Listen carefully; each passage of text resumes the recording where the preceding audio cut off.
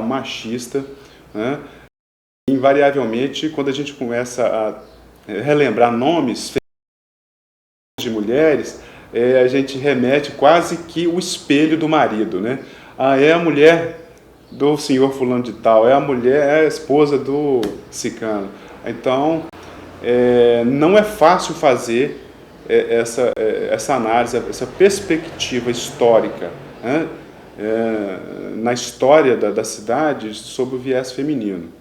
Não há dúvidas que houve várias mulheres que tiveram um papel extremamente importante na história da cidade. Nós poderíamos citar várias delas. Mas também é muito difícil porque a falta de pesquisas direcionadas nessa vertente também traz essa dificuldade. Agora, de maneira geral, nós podemos dizer o seguinte: em todos os momentos históricos da cidade, as mulheres se fizeram presentes, logicamente, quer seja ao lado do marido, quer seja tendo ações isoladas, quer seja participando de um movimento específico da história da cidade, né? Com o seu trabalho, com a sua inteligência e com a sua postura, até mesmo política. Então eu gostaria de iniciar essa conversa dizendo sobre a emancipação política de Valadares, que todos nós sabemos que não se chamava Valadares, se chamava Figueira do Rio Doce, e na época, especialmente na década de 30, a comunidade aqui, né, inicialmente formada, existiam várias lideranças políticas, religiosas, culturais, né, e de trabalhadores. Então eles encontraram um meio, né, várias ações para que fossem feitas uma pressão muito forte, muito grande no governo do estado para que Figueira fosse emancipada. E uma dessas ações, que eu costumo chamar de repertório, né, político, para que fosse alcançado esse objetivo, eram abaixo-assinados. Né? Além de visitas constantes a Belo Horizonte, a capital do estado, além de visitas a Peçanha, né, para conseguir o apoio dos então mandatários da época aqui, a família Cunha Pereira, né, todas as famílias, as lideranças, os trabalhadores, os políticos, os profissionais,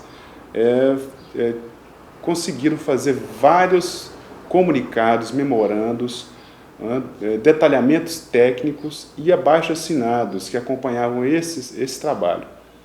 Uma coisa interessante e curiosa que aconteceu, que a gente pode assim, destacar como uma ação feminina, foi um abaixo-assinado, totalmente assinado por mulheres. Né? Agora não venha me perguntar se os homens estavam por trás disso, porque fatalmente, né, a atuação em parceria, né, dos casais, né, e da luta política que era de todos, fez com que as mulheres também registrassem esse documento, que tem mais de 100 assinaturas na época. A gente tem que ver o seguinte, que na época, em 1928, ou seja, 2 anos antes do primeiro censo da cidade ser realizado, esse abaixo-assinado foi feito.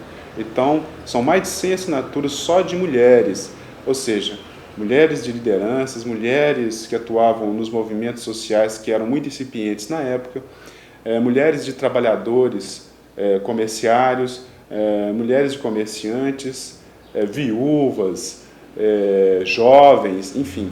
É um fato interessante que é preciso ser relatado também, né, e que esse abaixo-assinado ele foi anexado junto com os vários outros que foram enviados para Belo Horizonte. Com relação, avançando um pouco na história, com relação a quando a gente chega na Segunda Grande Guerra Mundial, que teve um efeito, um impacto muito grande, tanto no desenvolvimento da região do Vale do Rio Doce, e principalmente em Governador Valadares, a atuação das mulheres foi de grande importância. Em que sentido? Como a mão de obra masculina ela estava muito utilizada, ela era muito requerida, a mão de obra masculina, na extração de pedras semi-preciosas, lá na extração da mica, não é? Nas lavras, e também a mão de obra masculina estava muito empregada nas serrarias, na extração de madeira e no comércio. Era necessário para o esforço de guerra, uma vez que o Brasil fez o acordo com os países aliados, era necessário um acúmulo, né? Um reforço na mão de obra, tanto até para a extração, como também para o beneficiamento da mica, que era um material, era um silicato de alumínio que saía junto com as pedras semi-preciosas. Era necessária a mão de obra feminina para que fosse beneficiada essa matéria-prima, que era largamente utilizada na fabricação de armamentos, de aviões, e era um excelente isolante térmico para a época. Então as mulheres trabalhavam nas oficinas, nas grandes oficinas, né, beneficiadoras de mica no centro da cidade, e também as mulheres que não podiam trabalhar, que não tinham condições, porque a mão de obra ela não era bem remunerada, né? Os empresários ou comerciantes da época, que também eram financiados pelos norte-americanos, eles não davam conta, eles não assinavam a carteira, não formalizavam essa mão de obra feminina na sua totalidade. Então as mulheres, para suprir esse trabalho delas, no período normal, nas grandes beneficiadoras de mica, elas levavam caixas e mais caixas de mica para suas residências e iam trabalhar durante a madrugada. Ou então, depois de 5 horas da tarde, 6 horas da tarde, elas iam trabalhar à noite, até de madrugada. Porque o salário, apesar de elas serem formalizadas, fichadas, vamos dizer assim, na época, elas tinham que cumprir um segundo tempo ou até um terceiro tempo nas suas residências. E esses lugares eram no bairro Santa Terezinha, no bairro São Paulo, no bairro Nossa Senhora das Graças, no bairro de Lourdes. Né? A gente dizia que costumava andar nos bairros assim, que muitas vezes não eram calçados, todo iluminado, cheio de restos de mica. Então as mulheres tiveram esse papel interessante de suprir a mão de obra masculina, muitas vezes trabalhando para beneficiar a mica. A maioria delas nem sabiam para que serviam a mica. Né? Então elas tiveram esse papel importante, extremamente desgastante, porque incluía a mão de obra feminina das mulheres, de jovens e adolescentes e até crianças. Então é importante destacar o papel das mulheres na Segunda Grande Guerra como eu chamo de miqueiras, as miqueiras guerreiras. Nesse período também, confundindo, né, que os vários ciclos de Valadares, né, na madeira, a mica, as pedras preciosas, elas são ciclos simultâneos, né, acontecem ao mesmo tempo. Então, ao mesmo tempo que os norte-americanos e ingleses vêm para cá para buscar o minério, aqui em Itabira, que fica aqui a 200 quilômetros de distância, vêm para aqui, para o Governador Valadares, trazer a mica e vão lá para o Amazonas pegar a borracha para fazer os pneus dos caminhões, dos tratores, do maquinário de guerra. Eles se estabelecem aqui no acampamento da Vale, né, trazendo toda essa cultura norte-americana, trazendo os recursos financeiros, o dólar, e todas as pessoas que para aqui vêm também tem que ter diversão, tem que ter alegria, tem que tirar o estresse, e aí foi surgindo naturalmente a zona alegre da cidade, a parte alegre da cidade, que é a zona boêmia. E aí também, quer dizer, estabelece um novo núcleo de convivência humana, né, que alguns chamam como Rua do Torresmo, né, outros chamam Zona Boêmia, onde várias mulheres se destacaram também, né, como donas de estabelecimento, como a Dona Rita e outras mais. Não me ocorre o nome aqui. Mas essas donas... Rosinha. Como? Rosinha. Dona Rosinha, exatamente. Isso. Dona Dice, várias outras, donas desse estabelecimento, onde elas conviviam com as mais altas personalidades políticas, né, com empresários, com altos comerciantes, né, do ramo de pedras semi-preciosas, do ramo da mica, com políticos, enfim. Elas acabaram sendo as guardiãs dos segredos inconfessáveis, né, das grandes negociatas, dos grandes acordos, até mesmo políticos e empresariais, que faziam parte desse contexto histórico, político e cultural. Né? Ali próximo ali, daquela região ali, da Rua São Paulo ali, do mercado municipal, onde é o mercado municipal, Eu gostaria também de destacar no universo feminino uma figura muito interessante, muito falada, muito difundida, mas pouco estudada, que é a Dona Zulmira. Ora, Dona Zulmira é uma mulher que veio de Guanhães para cá na década de 30, pobre, negra, né, que veio para cá explorar o ramo de pensão, aqui em Figueira do Rio Doce, né?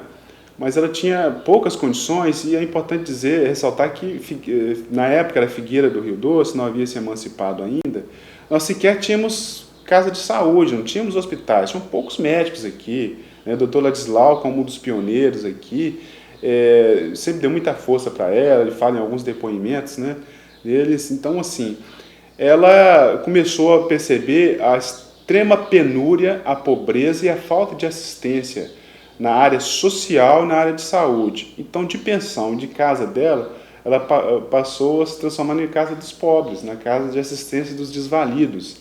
É uma coisa que você falando, você não consegue atingir a dimensão do trabalho que foi o trabalho dela, né? Então, as pessoas costumavam morrer nas ruas. Elas morriam de febre amarela, né? De as doenças mais diversas possíveis, né? Então, ela dava assistência a todos, indistintamente. E há registros, poucos registros em pesquisas, de pessoas que já trabalharam com a Dona Zulmira, e de que até os próprios ferroviários, que na época não era Vale do Rio Doce, era Estrada de Ferro Vitória Minas, o pessoal adoecia trabalhando no trecho, né, no avançamento, a turma de avançamento da linha férrea, né? Então eles voltavam do trecho de Patinga, de Cachoeira Escura, de Ipaba, e eles acabavam parando aqui em Figueira do Rio Doce sem nenhum tipo de assistência médica e ia para Casa Dona Zulmira, Casa dos Pobres, depois Casa Dona Zulmira, virou Fundação Dona Zulmira, e ela acabou assim, recebendo a ajuda das pessoas que tinham mais recursos financeiros, da prefeitura, recebia, pouco, mas recebia, do próprio doutor Ladislau Salles, né? E ela acabou sendo reconhecida, recebendo até prêmios internacionais, foi para o Rio de Janeiro receber, etc. E é uma figura que a gente pode dizer que ela teve luz própria, né? Você não consegue ancorar o nome da Dona Zulmira como mulher de fulano de tal, como mulher de ciclano. Então, a Dona Zulmira, ela teve uma trajetória marcadamente pessoal mesmo, uma luz autônoma. Então, eu gostaria de destacar o nome da Dona Zulmira. E, assim avançando mais para a década de 50 e 60, já com o estrangulamento de todos os ciclos econômicos, né? Como o governador Valadares teve esse aspecto diferenciado e atípico, né? Na formação do seu espaço geográfico e da posse da terra, principalmente a partir de 38, nos anos 60 houve um acirramento ideológico muito grande, né? Com o governo João Goulart. Essa região do Vale do Rio Doce ela teve uma atenção especial do governo João Goulart e dentro das reformas de base propostas pelo governo popular de João Goulart, ele tinha propostas de fazer a reforma agrária aqui. Então, houve logicamente escaramuças de lado a lado, né? A cidade, como uma cidade marcadamente conservadora, né? Ela reagiu a esse tipo de ideal, de intenção, né? Então, houve militantes chamados assim da ala esquerda, na área progressista, poderíamos assim dizer, de trabalhadoras, de mulheres, não poderia citar nomes aqui, nem gostaria de citar, mas também houve uma movimentação muito grande também da outra ala conservadora, que representava o poder, que representava o comando da cidade. E aí Valadares foi como se uma caixa de ressonância do que aconteceu no Brasil, né? O Brasil teve toda uma reação onde nós tivemos a Igreja Católica, setores organizados da sociedade civil, dos grandes comerciantes, né? Dos grandes proprietários de terras, E, logicamente, nós podemos citar também que as mulheres que representavam todo esse universo, né, dos grandes comerciantes, dos grandes proprietários de terra, também participaram das conhecidas chamadas marchas, marcha pela família e propriedade, né? E aí houve aqui em Valadares também esse fato.